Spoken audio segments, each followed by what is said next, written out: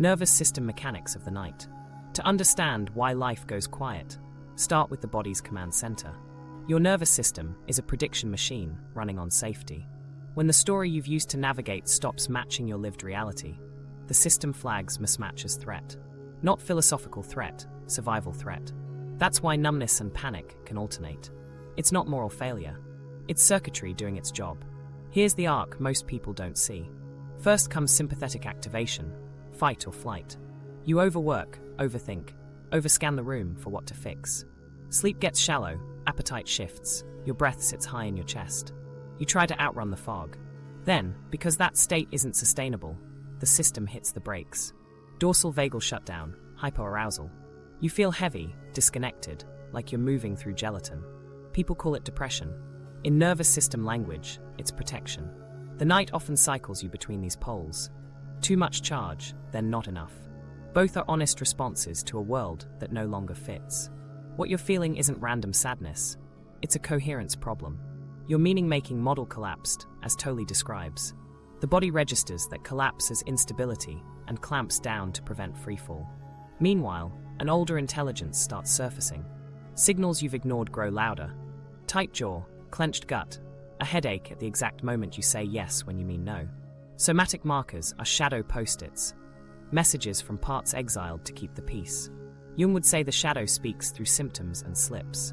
The nervous system translates those messages into sensations because you can't argue with a knot in your throat. Here's where people get stuck. They try to think their way out of physiology. Insight helps, but your biology needs a bridge. Regulation isn't about becoming calm. It's about increasing range. You're training your system to move between activation and rest without getting trapped. That's the doorway out. Start with breath, but make it mechanical, not mystical. Lengthen your exhale relative to your inhale. 4 in, 6 to 8 out. The longer exhale stimulates the vagus nerve, signaling safe enough. Then add orientation. Let your eyes move slowly across the room, naming 3 colors, 3 shapes, 3 textures. That anchors the survival brain in the present. Pair it with contact. Feet on the floor, back against a chair, hands wrapped around a mug. Pressure is information. Your body relaxes when it knows where it ends. Movement matters more than you think. When fight or flight stalls, trapped motor plans sit in the muscles as restless energy. Walk at a pace where you can still breathe through your nose. Shake your hands, then your arms, like you're flicking off water. It looks silly.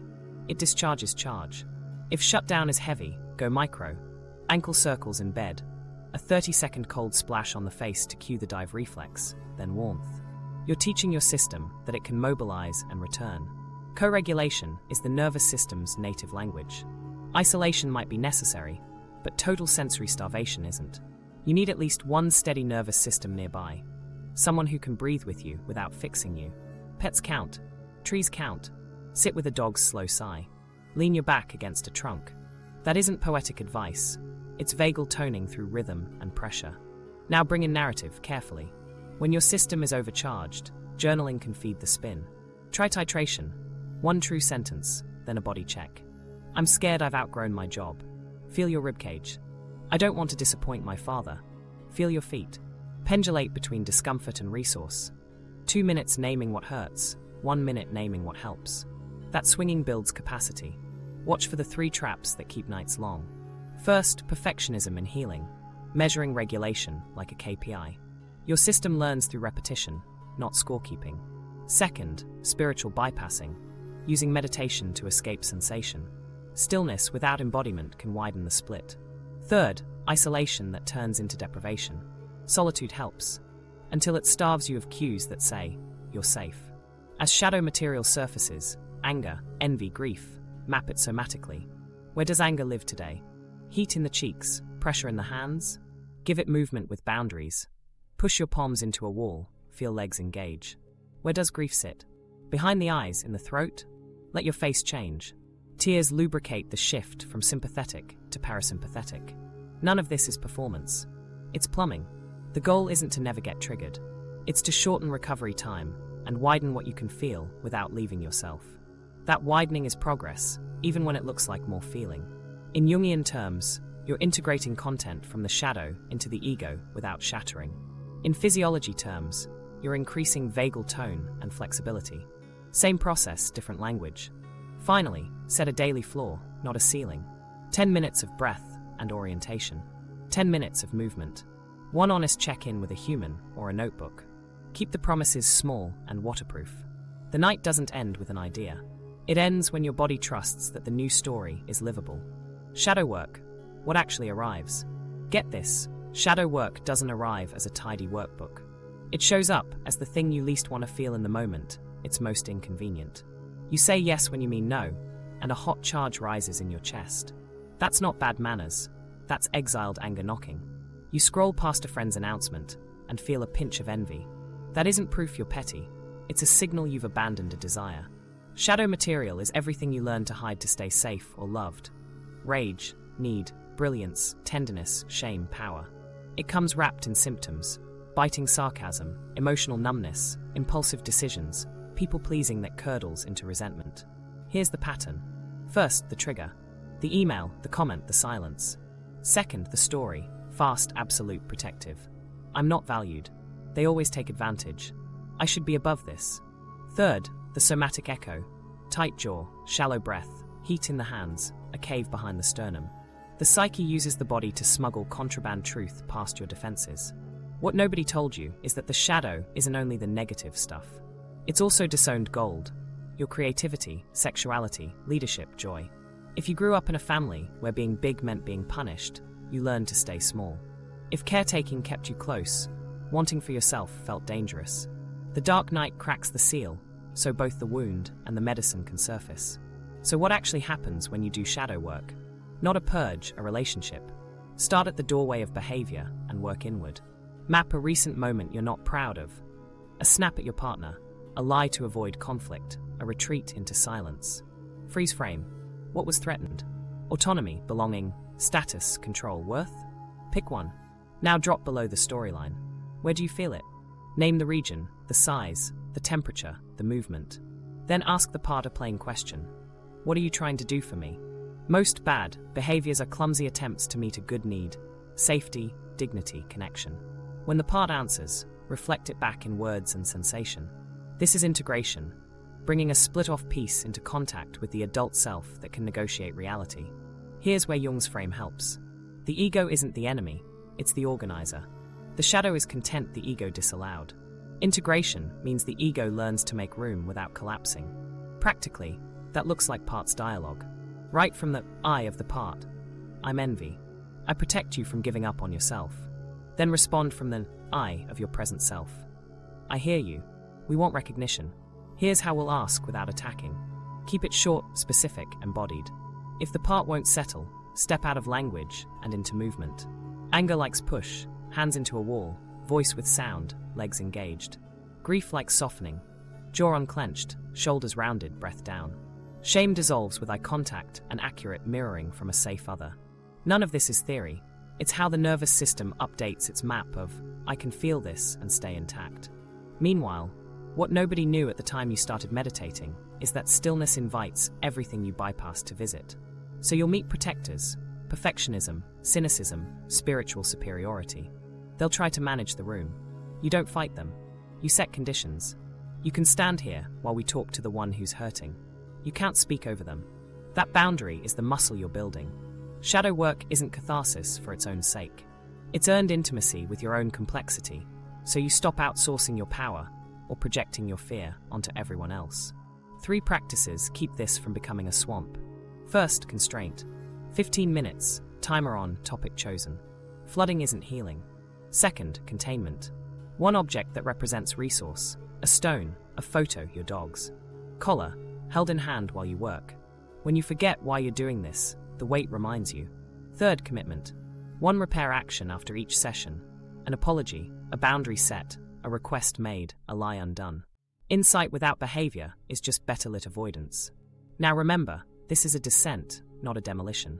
You'll notice odd wins. The person who always triggered you still does, but the spike drops faster. You feel envy and use it as a compass. There's something here I want, time to name it. You express anger without burning the room down. You enjoy your competence without collapsing into arrogance. That's shadow integrated, charged with choice. And there's a paradoxical grace. When you stop hiding from what you feel, You stop demanding that life protect you from feeling it. The night thins. The same world looks less threatening because you're not threatened by yourself. This isn't the end of the work. It's the moment everything changes direction, from running from the dark to walking with it, steadily, eyes open, hand on the rail. The stages, a working map, not a prison. Think of this as trail markers, not guardrails. Nights don't follow clean lines, but most people move through recognizable terrain, akin to Campbell's mythic Night Journey and Jung's stages of transformation. The point isn't to collect stages like merit badges. It's to know where your feet are, what the terrain demands, and how to move without turning on yourself. Stage 1, the cracking. Something essential stops working. The promotion that lands hollow, the breakup, the illness, or just the slow leak of meaning. Your nervous system flags mismatch as threat and throws you into oscillation. Fight to outrun it, freeze when you can't. The task here is naming without judging. Call it what it is. The map failed. Keep it plain. My story about success no longer fits. Anchor in basics. Breath with long exhales, orientation, food that steadies blood sugar, sleep hygiene that's boring and effective. Don't make declarations. Don't torch your life at midnight. You're stabilizing the edges while the middle reorganizes. Stage 2, the descent. You stop performing fine. The ache you've kept under glass gets air. Grief, anger, envy, dread. This is where people fear they're regressing. You're not. You're feeling what was postponed. The work is titration. 15 minutes with one feeling, then a pivot to resource. Pendulate. Map the sensations. Let sound move through a closed mouth hum. Push into a wall when heat rises. Keep one hand on something solid. This stage isn't about fixing. It's about contact without flooding. Meanwhile, reduce inputs. Fewer screens, fewer opinions. The descent asks for signal to noise. Stage 3, the void. Orientation dissolves. Old pleasures dim. Time gets strange. You can't tell if you're resting or failing. Tolle would say conceptual meaning has collapsed. Jung would call it the nigredo, the blackening. Biologically, it's dorsal dominance, energy conservation while the system rewires.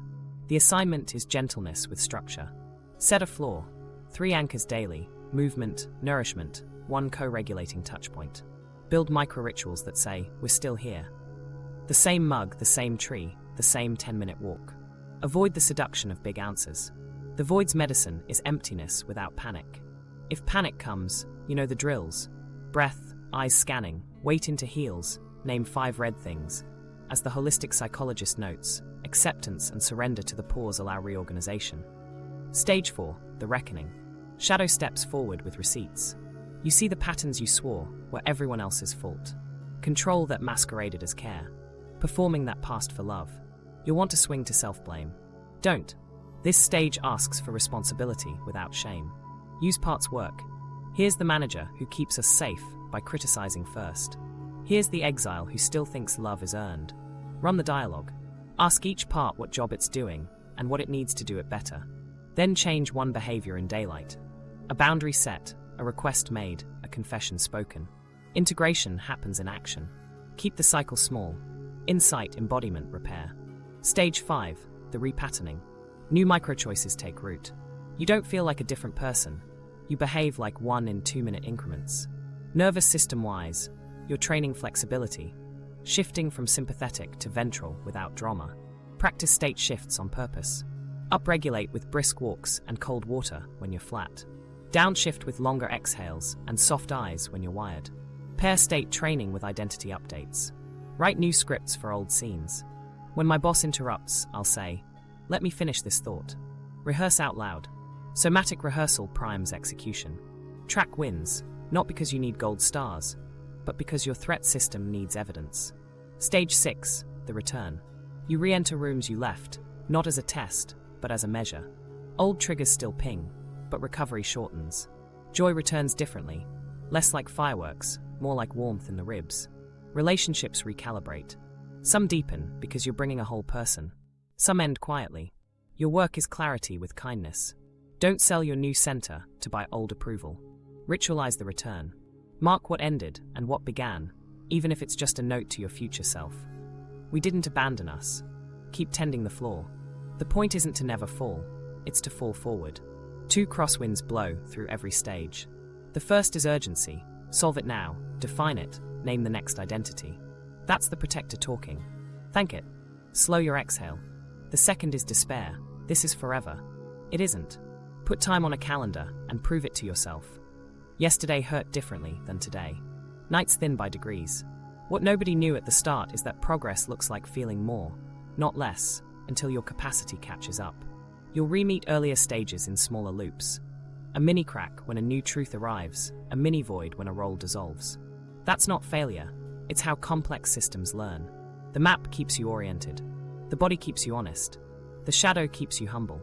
Your job is to keep walking. Eyes open, breath steady, one repair at a time. The turning decision: stop optimizing, start orienting. There's a moment, sometimes tiny, sometimes dramatic, when you realize the old game is keeping you stuck. You've been optimizing, better routines, cleaner habits, more hacks. It worked before. Now it breeds friction. The night doesn't want a shinier version of the same strategy. It wants a different posture. Orientation, not optimization. Optimization starts with deficiency. I'm not enough, fix me. Orientation starts with reality. Where am I? What state am I in? And what's the next honest move? That shift is the turning decision. It sounds simple. It's not. It asks you to stop negotiating with the truth and let it set your direction. Begin with 3 checks: state, signal, scope. State is nervous system first. Ask out loud. Am I up, down, or present? If you're wired, don't plan your life. Downshift first. Longer exhales, soft eyes, weight into heels. If you're flat, don't analyze your purpose. Upregulate, brisk walk, cold splash, music with a beat. If you're present enough, proceed. This isn't biohacking. It's agreeing to meet reality before you make choices that will shape your life. Signal is shadow signal. What keeps pinging? Envy, anger, grief, shame, longing? Pick one. Treat it as data, not indictment. Envy points to desire you disowned. Anger points to a boundary you didn't set. Grief points to love or identity that ended. Shame points to a place that needs accurate mirroring, not self-attack. Longing points to a direction. Orientation means you let signal influence route. Scope keeps you from making cathedral plans on a collapsed foundation. Shrink the frame until you can act. Your brain wants the whole staircase. The night only gives you the next step. That's mercy. It keeps you from breaking promises you can't keep. Here's the rule that turns the wheel. Make decisions that increase contact, not performance. If a choice widens your ability to feel and stay with yourself, it's aligned. If it makes you look better while you disappear, it's more optimizing in new clothes. Choose the less impressive thing that keeps you whole. Practically, swap the question, how do I fix this? For what would make this 1 inch truer? Your job feels hollow? Not quit and move to Bali. 1 inch might be telling your manager, I want more creative work. Here are 2 ideas I can own. If your relationship runs on managing conflict, 1 inch is naming. I get defensive when I feel dismissed. Can we pause and try again? Then feel your feet. Contact before content. Build orientation anchors you can do on your worst day. The sane loop works. See, acknowledge, name, enact. See, take 10 seconds to notice the literal scene. Light, temperature, sounds. Acknowledge. Say 1 true sentence about your internal state without judgment. I'm scared and tired. Name. Identify the dominant signal. Anger, grief, envy, shame, longing. Enact. 1 body-led action that matches the signal. Anger gets push. Grief gets softening. Envy gets a micro-ask. Shame gets co-regulation. Longing gets a 5-minute experiment toward the thing. Loop it twice a day. It's small on purpose. It turns orientation into muscle memory. You'll be tempted to turn orientation into another scoreboard. Don't. Choose constraints that protect the work from your inner manager. 15-minute windows. 1-page journals. 1 conversation a week that includes a request. 1 boundary honored even when nobody notices. Consistency rewires safety. Safety frees courage. Now remember, you're not just steering behavior, you're updating identity. Identity isn't a sentence, it's a set of permissions. Write 3 you're willing to grant. I'm allowed to want. I'm allowed to disappoint people and stay connected. I'm allowed to change my mind. Put them where your eyes land: bathroom mirror, phone lock screen. Every time you see them, breathe out longer than you breathed in. Teach your body that these permissions don't threaten belonging. Meanwhile, reduce inputs that scramble your compass. During nights, advice sticks like burrs. Pick 2 sources you trust and mute the rest for a season. Track your own data. What choices left you more present 2 hours later?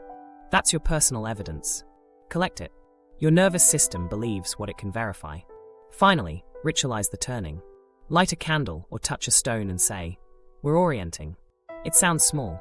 It tells every part of you what game you're playing. Then keep walking.